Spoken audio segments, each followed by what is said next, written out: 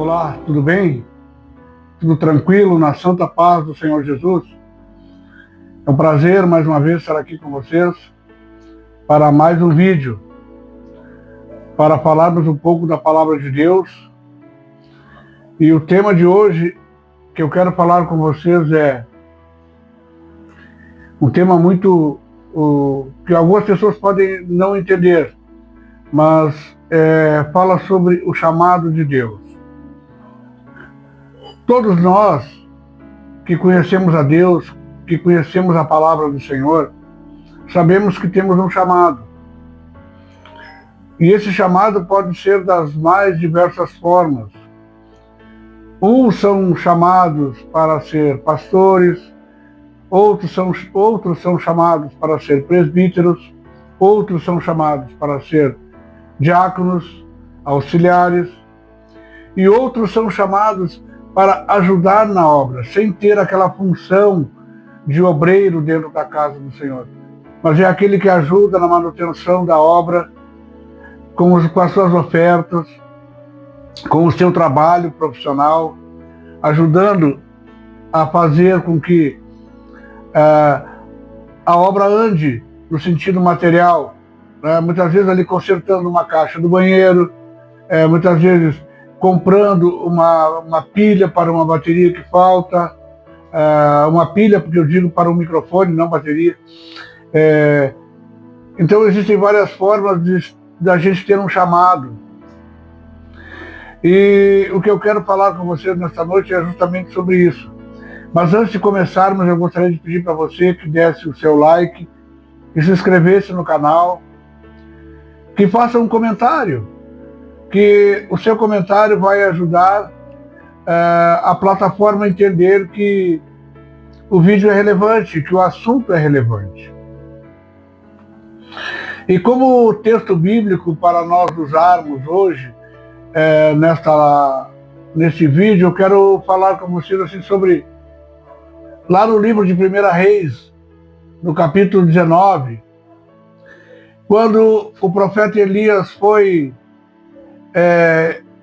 lutou e venceu os 450 profetas de Baal, e a mulher do rei Jezabel, ela simplesmente se enfureceu com Elias e procurou de todas as formas matar Elias. Então Elias fugiu, foi para uma caverna, e lá Deus encontrou ele na caverna. Lá Deus fez a obra nele. Lá Deus mandou que Elias despertasse do sono, se alimentasse, mandou que Elias dormisse de novo, mandou que Elias despertasse novamente, comesse novamente, porque a jornada seria longa. Então, amados, eu quero dizer para você que todos nós temos um chamado. E esse chamado muitas vezes faz com que nós tenhamos que abrir mão de certas coisas. Às vezes nós abrimos mão, às vezes não, muitas vezes temos que abrir mão de amizades, temos que abrir mão de vontades nossas, temos que abrir mão de uma série de coisas para fazermos a obra de Deus, porque muitas vezes as pessoas não vão entender, as pessoas vão nos criticar, as pessoas vão dizer que nós estamos agora bitolados, que nós estamos agora fazendo coisas de louco, porque o Evangelho é loucura para aqueles que se dizem sábios, né? Então, amados, eu anotei algumas coisas aqui e quero passar para vocês essas coisas assim, ó, que eu até coloquei no meu status ontem. O que diz assim, na palavra de Deus, tá? A maior dor de quem tem um chamado é a solidão. Porque para você viver o chamado de Deus, você precisa estar disposto a dizer não para algumas amizades. Dizer não. Você precisa dizer não para alguns sentimentos. Você precisa dizer não para algumas alianças. E às vezes é difícil para quem tem um chamado, porque pessoas que nós acreditávamos que iriam até o fim com a gente nos abandonaram no meio do caminho. Pessoas que achávamos que tinham a mesma visão que nós, né? Descobrimos que o pensamento delas era diferente.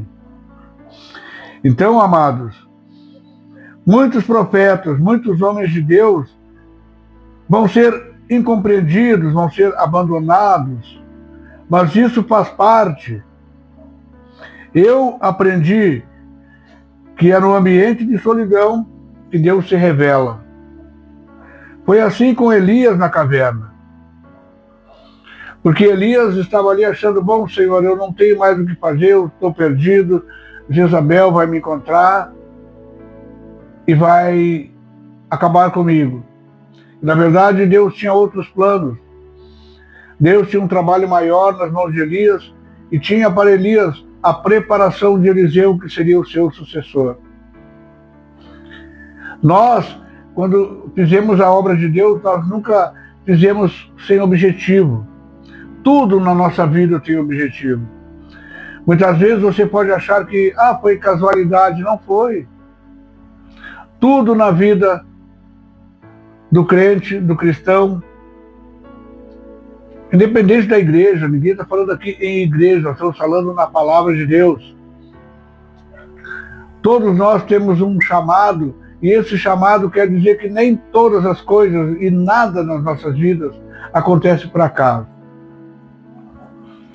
Eu quero que você entenda nessa noite que às vezes dói nós termos que abandonar alguma coisa, às vezes nos dói muito ter que abrir mão de alguma coisa que nós queremos para que possamos fazer a obra de Deus. Às vezes, quando você vê um obreiro, você vê um servo de Deus, um pastor, passando o dia inteiro na igreja no domingo, ele abriu mão de estar no domingo, talvez comendo um churrasco em família, com a parentela, mas não, ele passou o dia na igreja, juntamente com a sua esposa, com seus filhos, fazendo a obra de Deus, porque ele entendeu o chamado dele. Quem sabe hoje é o dia de você pensar um pouquinho, qual o chamado que eu tenho para Deus? O que Deus quer de mim? Fazer a obra assistencial? Por que não? Também é um chamado. Mas para uns o chamado é diferente. Para uns o chamado é para trabalhar na obra, doar-se na obra, em tempo integral. Quando a gente fala em tempo integral, a gente fala assim, naquele momento eu trabalho, eu vou para a empresa que eu trabalho meu turno, e depois eu volto para casa, fico alguns momentos com a minha família e vou para a igreja porque eu tenho que fazer a obra lá determinado dia da semana, segunda, quarta, domingo. É o meu trabalho. Então, amados, eu quero dizer para você que neste momento que está me vendo, que está assistindo esse vídeo, algumas coisas não dão certo na tua vida porque não é esse o plano de Deus para ela. Deus tem um plano melhor para ti. Deus tem a coisa melhor para ti. Além de te dar a salvação, Ele quer te dar uma boa vida no plano terreno. Deus não trouxe ninguém para sofrimento. Deus não trouxe ninguém para dor. Se você souber entender isso, se você se colocar hoje diante de Deus, se você se colocar na sua presença, você pode fazer que nem Davi. Davi errou a vida toda. Se é o seu caso também, eu errei a vida toda. Davi errou a vida toda. Mas chegou aquele momento em que ele disse, Senhor, me tira tudo, só não me tira a tua presença. E a Bíblia diz que Davi era um homem segundo o coração de Deus. Que bom, né? A gente poder chegar a esse ponto. Elias disse que não choveria e não choveu. E aí alguém perguntou para ele, mas Elias, quem disse que... Perguntaram para Deus, por que não está chovendo? Mas quem mandou não chover foi Elias. Então Deus disse, Elias mandou, está mandado. Ele tinha uma comunhão íntima com Deus. Paulo escrevia nas suas epístolas, assim digo eu, não o Senhor. E o Senhor assinava embaixo. Mas isso vale para ti também. Tu pode fazer isso hoje. Tu pode te tornar um homem segundo o coração de Deus. Tu pode te tornar uma pessoa como Paulo. Tu pode te tornar uma pessoa como Elias. Uma pessoa com contato com Deus que pode abrir um leque de opções para outras pessoas através da tua fé, da tua confiança. Confia em Deus. Entrega teu caminho ao Senhor. Confia nele. E o mais ele fará. Digo para você, leia esse capítulo 19 do livro de 1 Reis. Você vai entender o que Deus fez na vida de Elias e o que Deus pode fazer na sua vida. Amém? Eu quero te convidar nesse momento para nós orarmos, para falarmos com Deus, para perguntar, Senhor, qual é o trabalho que tu tem para mim? Qual é o meu chamado? E ele vai falar. Se você confiar, ele vai falar. Amém? Vamos falar com Deus. Senhor, nosso Deus e nosso Pai, em nome de Jesus, nós chegamos diante de Ti, Senhor, para te agradecer por mais esta oportunidade, Senhor, que o Senhor nos dá de falarmos, Senhor, contigo e preparar o nosso coração para ouvir a Tua palavra, Senhor. Sabemos, Senhor, que hoje o Senhor fala conosco. Sabemos que hoje o Senhor tem um propósito na nossa vida. Então, Senhor, que possamos nos colocar diante de Ti.